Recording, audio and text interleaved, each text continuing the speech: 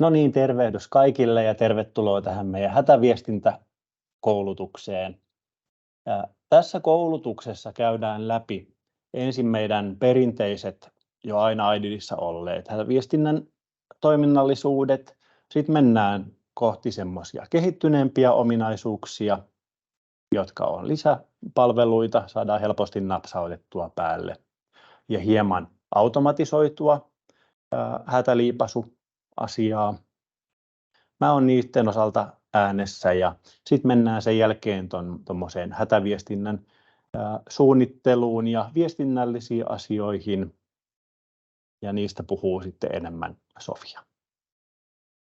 Ja sitten lopuksi vielä palataan siihen, että mitenkä nämä lisäasiat tilataan ja annetaan sitten lopussa vähän tilaa keskustelulle.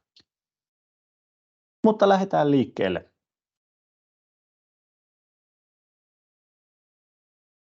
Meillä on aina ollut IDIDissä tämmöinen hätäviestintätoiminto.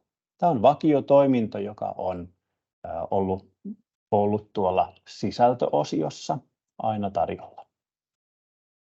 Eli tuossa kuvassa näkyy nyt tuo IDID-hallinnan perusnäkymä. Siellä ollaan sisältöjä tehty sinne ja sitten tuolla oikeassa ylänurkassa, mihin tuo 1 osoittaa, niin siellä on hätätilapainike. Hätätilapainikkeesta saadaan liipastua näytöille hätätila päälle ja tuossa perusmuodossa, kun tuota hätätilanappia painetaan, niin tulee toi vasemman alanurkan hätätilanäkymä, jossa on hätäviestille tekstin paikka, sinne on kirjoitettunakin, että tämä on harjoitus. Ja anteeksi.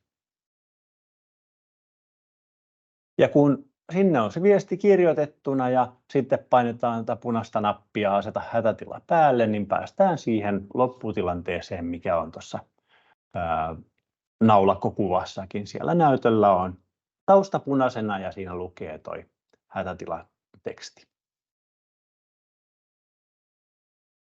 Tämä on tosiaan se yksinkertainen vakiotoiminto, jota tiedän, että tätäkin on joskus jossain jouduttu käyttämään. Ja tämä pitää aina liipasta käsin tuolta IDID-hallinnasta päälle ja aina pitää kirjoittaa se oma viesti. Monestihan se on silloin, kun ei ole ihan nyt niin kiireellinen tai ennalta arvattava tilanne, niin tämä on hyvin hyvä työkalu. Tämä ei ole kuitenkaan riittävä. Monessa paikassa halutaan, että olisi monipuolisempaa hätätilaviestintää. Sitä varten me on lisätty IDIDiin lisäominaisuus, jolla voidaan tehdä pohjia. Voidaan varautua erilaisiin hätätilatyyppeihin. Tämmöisiä erilaisia vaaratilannepohjia erilaisiin skenaarioihin. Niitä voidaan tehdä semmoinen määrä, kun tonne halutaan. Ja tässä kuvassa on nyt esimerkkinä tehty ulosmenokielto, vaarallista savua ilmassa, kemikaalionnettomuus, palohälytys. Eli tämmöisiä erilaisia skenaarioita, niitähän on eri organisaatioiden riskienhallinta varautumisessa tunnistettu, että mitkä on mahdollisia ja millekä pitäisi sitten erilaisia hälytysnäkymiä olla. Ja se, että tällä meidän lisäominaisuudella, näillä hätätilatyypeillä pystytään näitä luomaan, niin se mahdollistaa tosi paljon. Paitsi, että voidaan tehdä tämmöisiä pohjia, esimerkiksi voidaan tehdä tuo palohälytyspohja, niin sitä pohjasta voidaan tehdä muunnelmia. Eli kun ajatellaan, että meillä tulee rakennukseen palohälytys ja haluttaisiin neuvoa siinä samalla, että mitkä on oikeat poistumistiet siitä kyseisestä paikasta tai missä on ensisammutusvälineistöä, niin ne lisätiedot, nehän vaihtelee ihan näytöittäin. Ja sen takia pitää olla mahdollisuus, että jokaiselle näytölle voidaan tarvittaessa tehdä omat versionsa. Eli jokaiselle näytölle voidaan tehdä oma poistumistieohjeensa ja muut lisätietonsa. Me näytetään kohta tuolla lopussa vielä demotaan siitä, että kuinka nämä versiot tehdään. Mutta se mahdollistaa paljon. Sitten kun tästä mennään vielä eteenpäin, niin me saadaan automatisoitua asia. Eli me saadaan liitettyä vaikkapa tuo palohälytys sen rakennuksen palohälytin järjestelmään kärkitiedon avulla. Eli kärkitieto on sitä, kun sieltä tulee palohälytin järjestelmästä, sieltä tulee releeltä, sieltä tulee ihan 2 johtoa. Ja sitä voisi kuvata, että se on tämmöinen virtapiiri, että kun virtapiiri on suljettu, niin hälytystä ei ole, ja kun virtapiiri aukeaa, niin hälytys tapahtuu. Ja tämmöinen hyvin perustavaa laatua oleva yksinkertainen hälytystapa me voidaan pienellä lisäpalikalla tunnistaa ja välittää tänne AIDIT-järjestelmälle. Se hätätilaliipasin on tämmöinen pieni palikka. Se liitetään, tuossa kuvassa näkyy toi USB-johto tuossa oikeassa reunassa. Se liitetään yhteen AIDIT-toistintietokoneeseen ja sitten toi vasemmalle lähtevä johto, jossa on vielä tuommoinen tynnyriliitinkin välissä, niin se liitetään sitten sinne palohälytinjärjestelmään. Ja toi on semmoinen lisälaite, joka on vuokrattava, ja siihen vuokraan sitten toki sisältyy toi muukin hätätoiminto palveluna. Tuommoiseen liipasimeen voidaan liittää useampia noita johtopareja. Eli tuossa kuvassa on nyt sitä lähtee vain tuonne vasemmalle 1 johto, mutta maksimissaan siihen voitaisiin liittää 6 johtoa. Eli jos samassa rakennuksessa olisi palohälytin, kaasuhälytin, mitä ihmeellisimpiä hälyttimiä, 6 erilaista hälytintä saataisiin liitettyä. Semmoista ei ole vielä tullut missään vastaan, vaan yleisin tapa on se, että siellä on se 1 liipasujärjestelmä, on se palohälytinjärjestelmä, ja sieltä se hälytys sitten ajetaan pihalle. Yhden teollisuuslaitoksen muistan, missä on 3 erilaista liipasinta käytössä. Kun tämä palikka liitetään sinne toistintietokoneeseen, niin samassa yhteydessä määritellään AIDIT-hallintaan, että minkä skenaarion tämä laite liipasee. Tyypillisesti se on palohälytys. Sitten määritellään myös, että mille tasolle tämä liipasu viedään. Eli kun tämä liitetään yhden näytön, vaikkapa toimiston näytön toistintietokoneeseen, ihan sen takia, että se palohälytin sattuu olemaan siinä kuvitellun toimiston lähellä, niin eihän me haluta, että se liipasu tapahtuisi pelkästään toimistolle, vaan koko rakennukseen. Ja sen takia siinä määrittelyn käyttöönottovaiheessa määritellään, että kyllä, tämä liipasee koko siihen rakennukseen, mutta ei taas naapurirakennuksiin, koska niissä on omat hälyttimensä. Ja yleensä kun näitä otetaan käyttöön, niin pidetään pieni Teams-palaveri ja käydään nuo määrittelyt yhdessä. Se on kaikista fiksuinta.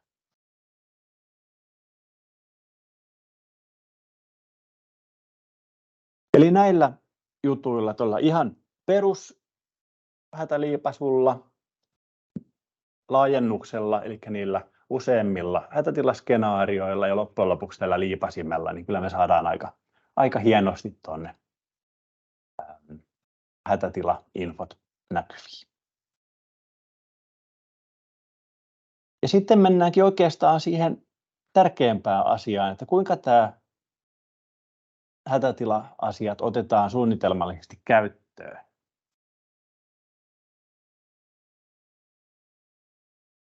Eli tosiaan kaikessa viestinnässä toki kannattaa olla suunnitelmallinen, mutta ehkä erityisesti tämmöisessä hätä- ja kriisitilanteessa ihan senkin takia, että monella ihmisellä on aika paljon vaikeuksia toimia järkevästi, kun tulee joku yllättävä kriisitilanne. Niin ihan suosittelen, että organisaatiotasolla kytketään tämä hätätilan käyttöönotto ihan olemassa oleviin varautumissuunnitelmiin, kriisisuunnitelmiin, tai sitten tehdään semmoinen ihan vaikka yksinkertaisella tasolla, jos semmoista ei vielä ole. Tämä takaa sen, että siellä on monet aivot pohtineet näitä eri tilanteita ja myös, että mikä on ideaalista, mitä siinä tilanteessa tehdään, kun tulee kunkinlainen hätätilanne päälle. Suosittelen myöskin, että kun teette näitä suunnitelmia, niin ottakaa tarpeellinen määrä avainhenkilöitä mukaan siihen. Turvallisuusvastaava on varmastikin se olennaisin henkilö johtamaan tämmöisiä suunnitelmien luonteja. Viestintä tuo varmasti näkemystä sinne ja ideoita, että miten voidaan tätä infonäyttöpalvelua tai infonäyttöjärjestelmää hyödyntää mahdollisimman hyvin sitten hätätilanteessa. Ja toki myös henkilöstöedustajia. Usein työsuojeluvaltuutetulla on aika paljon näkemystä näihin. Otatko Timo vaikka seuraavan näkymän? Ja siinä vaiheessa, kun lähdette kartoittamaan tätä, että mitenkäs monta erilaista hätätilaa kannattaa ottaa käyttöön, niin toki katsokaa tai miettikää ne just teidän organisaatiossa, mitkä on mahdollisia todennäköisiä hätätilanteita, joissa sitten nämä näytöt voidaan valjastaa käyttöön. Mikä tieto on tärkeintä missäkin näytön paikassa? Eli aulassa, henkilökuntatiloissa, tuotantotiloissa, mitä ikinä onkaan teillä siellä ne infonäytteen sijainnit, niin mikä tieto on tärkeintä siellä missäkin hätätilanteessa? Onko palohälytyksessä tärkeämpi, että kaikki poistuvat välittömästi vai että näytetään missä on sammuttimen paikka? Jos vaikka usein tulee jonkinlaisia palohälytyksiä, on sellainen tuotantotila, että siellä tulee usein savua tai muuta, niin onko tärkeämpi näyttää sitten sammutusvälineistöä? Et mikä on just teille tärkeämpää? Sitten taas testaaminen.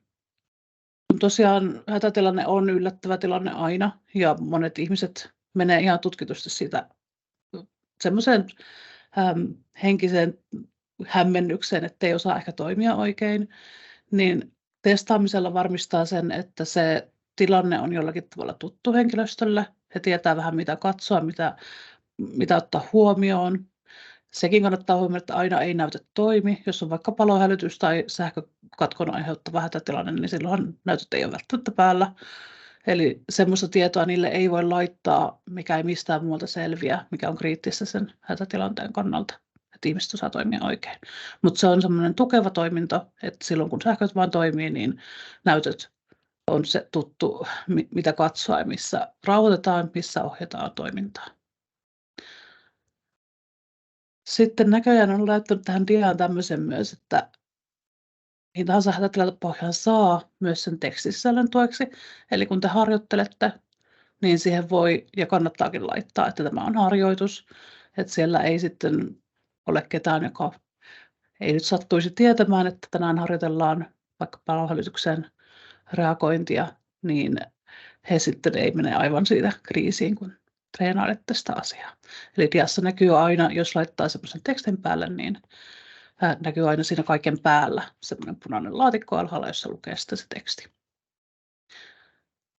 Kohta mennään tuonne demoamaan tätä, miten tehdään näitä näkymiä.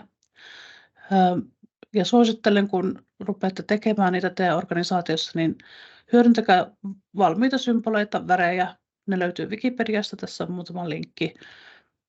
Kannattaa hakea just noilla kansainvälisillä sopimustunnuksilla ISO 7010, ISO 3864.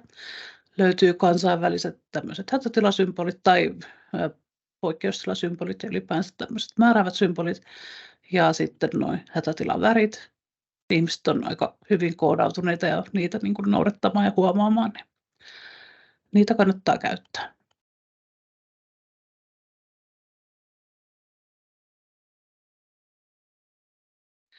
Eli nyt mä olen täällä linjoillakin olevan Pekan mielikuvitusyrityksessä Oy Puulak AB tällä päätasolla. Mä olen nyt mallinluoja oikeuksilla. Ja nyt jos haluan tehdä uuden hätätilatyypin, täällä on ihan oma paikkansa sillä, missä niitä tehdään. Jos taas haluan demoa vielä sitä, että haluaisin laittaa se hätätilan päälle, niin se löytyy täältä sisältä näkymästä oikealta ylhäältä. Mutta me nyt haluttaisiin tehdä uusi hätätilatyyppi. Täällä on luotuna jo tämmöiset palohälytys, ulosmenokielto ja evakuointi. Ja ne taas näkyy sitten näillä tasoilla, kun niitä on nyt vähän täällä, mitä se oli hieno sana, Timo, minkä sanoit, näyttökohtaisesti niin kuin muokattu. Niin niihin on tehty nyt tämmöinen osoittama ulosmenosuuntaa tiettyissä ja muita olennaisia viestejä sitten. Että jokaisella näytöllä on ihan oma viestinsä, joka voi sitten vaihtua sen näytön mukaan. Ja tokikaan ei tarvitse tehdä kuin sen näytön suuntauksen mukaisesti sitten näitä versiointeja. Mutta jos me nyt haluttaisiin luoda ihan uusi hätätilatyyppi, niin täällä on ihan painike sille. Napsautetaan siitä. Laitetaanko vaikka se vaarallista kaasua uudeksi tyypiksi. Ja nyt jos olisi se liipasin käytössä, niin se voisi täältä heti valita. Silloin pitäisi tietää, että mikä näistä on just tähän tilanteeseen kytketty liipasin. Ja silloin kun se valitaan, niin se yhdistyy sitten siihen hälytykseen. Valitsepas ihan esimerkin vuoksi sieltä nyt vaikka se trigger 1 siihen. Joo. Noin. Tallennamme. Ja nyt se on heti luotuna tämä hätätilatyyppi täällä. Sitä voisi mielestäni heti myös käyttää. Siinä ei voi mitään sisältöä vielä, eli se näyttäisi vaan sen tekstin. Korjaatko, Timo, jos puhun höpönnöitä omiani täällä. Mutta mehän halutaan, että se näyttää joltakin, että me tunnistetaan se.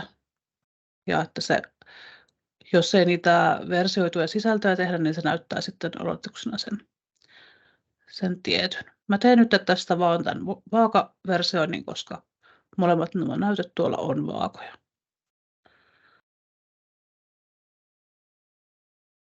Nyt kun me lähdetään sitä muokkaamaan, eli näytän vielä kun en sitä sanonut, niin täällä on ihan kynänkuva ja lähdetään siitä vaan klikkaamalla muokkaamaan tätä pohjaa. Niin näyttääkin aika tutulta. Eli ihan samantapaiset elementit on käytössä kuin muissakin malliluonneissa tai sisällönluonneissa. Niin voidaan tänne tehdä haluttu taustaväri. Nämä kannattaa pitää aika yksinkertaisena, koska se hätätilan luonteeltaan on sellainen, että vaan se tärkeä tieto kannattaa laittaa näkyviin.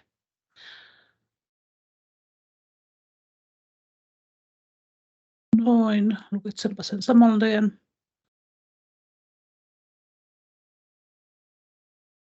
No mediaa nyt en ehkä täällä laitetaan vaan se teksti tälle ylätasolle, että vaarallista saapua ilmassa.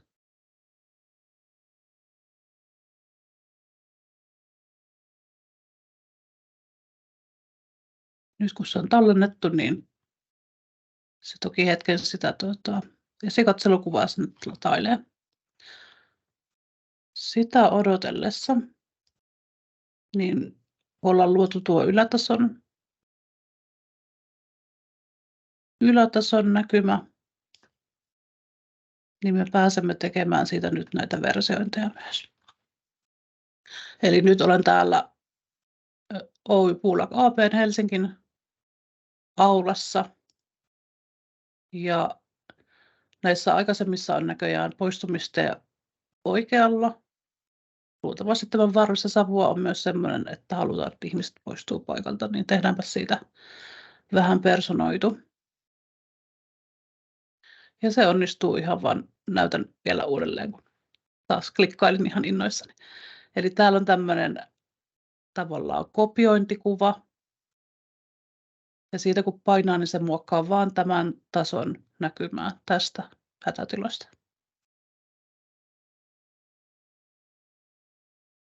Ja se vielä sitten kysyykin, että haluaisiko luoda. Haluan luoda. Ja silloin päästään muokkaamaan sitä jo tehtyä. Eli kaikki, mitä on tehty siihen aikaisempaan tähän vaakatasoiseen, niin tulee näkyviin ja sitä voi muokkailla ilman, että se vaikuttaa mihinkään muuhun kuin tähän tasoon. Nyt mä haluaisin, että siinä olisi vaikka ne poistumisteet. Mulla on kuvamateriaaleja, juurikin näitä kansainvälisen standardien mukaisia kuvamateriaaleja, niin napsin niitä tänne.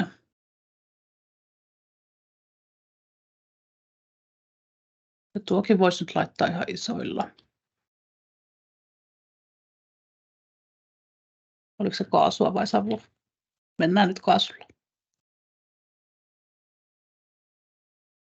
Siihen voisi kirjoittaa halutessaan myös, että poistu rauhallisesti, tai mitä ikinä halutaankaan kertoa henkilöstölle, mutta tämän demon merkeissä niin tämä on varmaankin ihan riittävä. Olen tyytyväinen nyt tähän, että lähdetään tällainen testaamaan henkilöstön kanssa ja sitten vaan tallennellaan. Se nyt hetken aikaa luo siellä sitä thumbnailia. Sitten voisin demota vielä, että miltä se näyttää.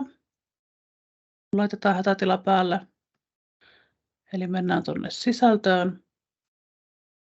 Ja toistaiseksi nyt esikatselua ei saa päälle, kun laittaa hätätilan päälle. Eli siltä tasolta ja siitä alaspäin hierarkiassa, missä hätätila on kytketty päälle, niin ei pysty luomaan sisältöjä eikä pysty katselemaan sisältöjä.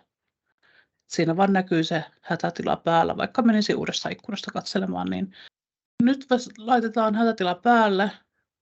Täällä on nyt tämä vaarallista kaasua ilmassa ja nuo aikaisemmat palohälytys, ulosmenokielto, evakuointi. Tai voisi tehdä pelkän tekstinkin. Demotaan nyt sitä äsken tehtyä vaarallista kaasua ilmassa. Mä otan tuon tekstin pois. Ei ole harjoitus, nyt on ihan tosi tilanne. Laitetaan hätätila päälle.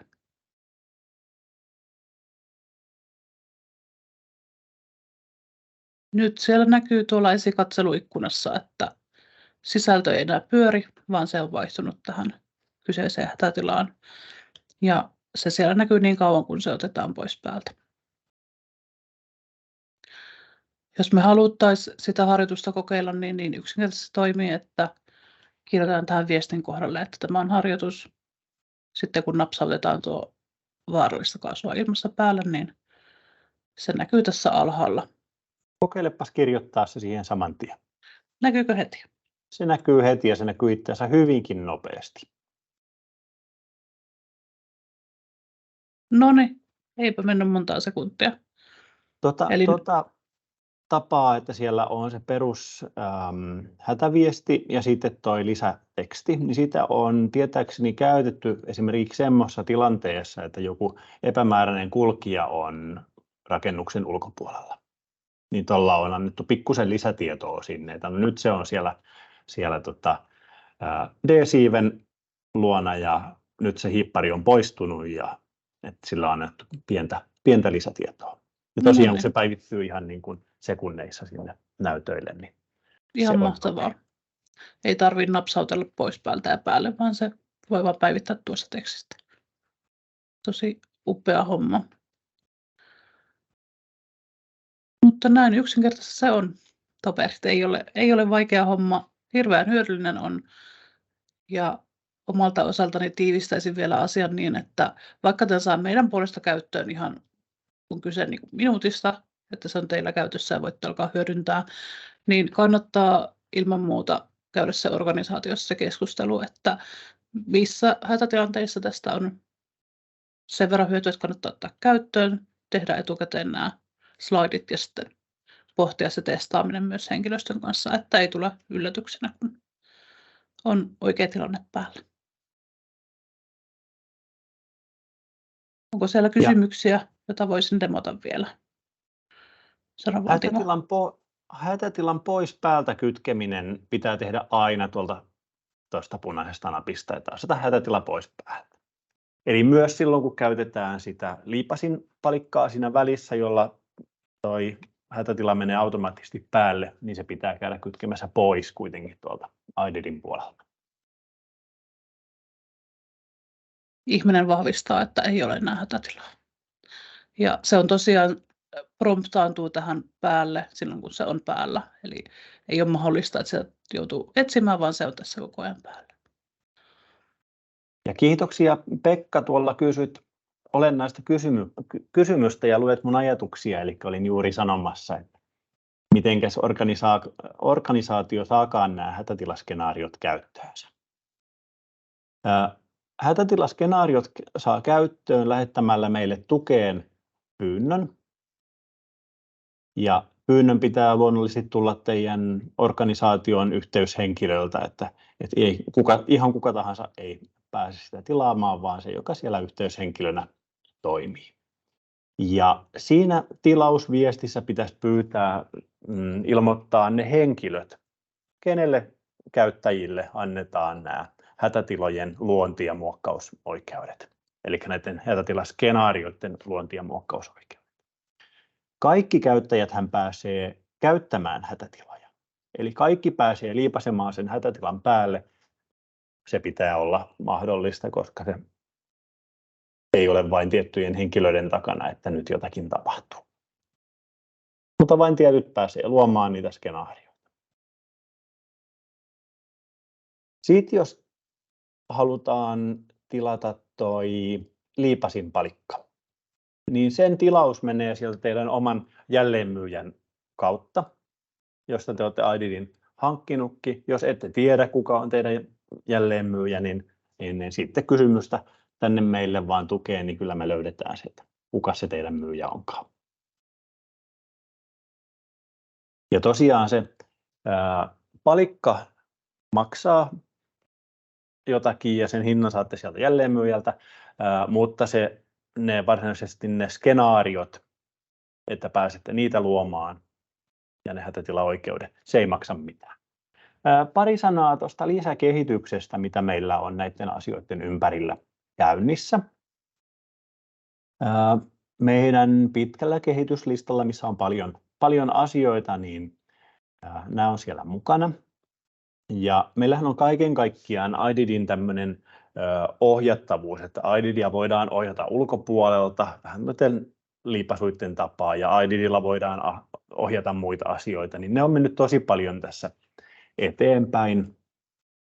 Ne ei ole ihan kaikille käyttäjille semmoisia arkisia asioita, mutta niihin liittyy nämä tämmöiset erilliset hätävalvomopaneelien kehittelyt johonkin isoon tuotantolaitokseen tai mobiilisovelluksen ja kirjautumisasioiden kehitys sillä puolella. Ne on menossa eteenpäin. Samaten me tunnistetaan, että meillä on pikkusen tuossa jotakin noiden näkymien informatiivisuudessa puutteita. Eli kun ollaan vaikkapa siellä, on hätätila laitettu päälle, niin meillä ei tarpeeksi hyvin näy, että millä tasolla ollaankaan ja mille tasoille se on pistetty. Että niitä ollaan viemässä koko ajan eteenpäin, parannellaan. Halutaan, että käytettävyys olisi kohdillaan. Ja sitten erilaisia hälytysjärjestelmäintegraatioita, ne on tässä tulossa myöskin tämän laajemman tämmöisen ohjattavuuden mukana.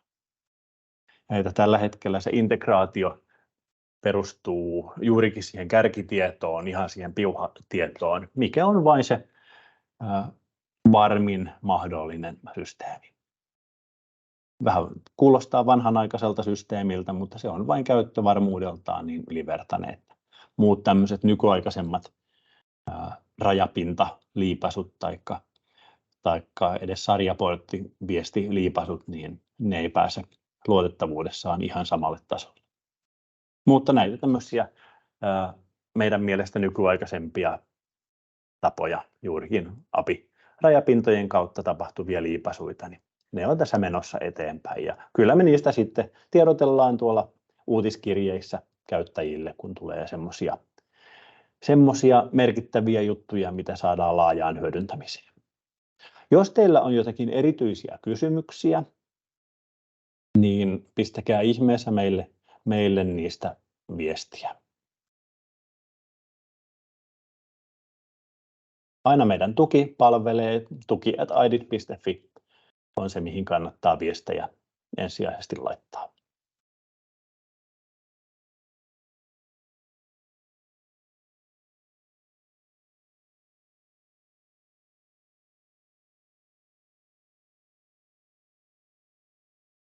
Seurailen tuossa keskustelua. Vieläkään sinne ei ole saatu lisää kysymyksiä.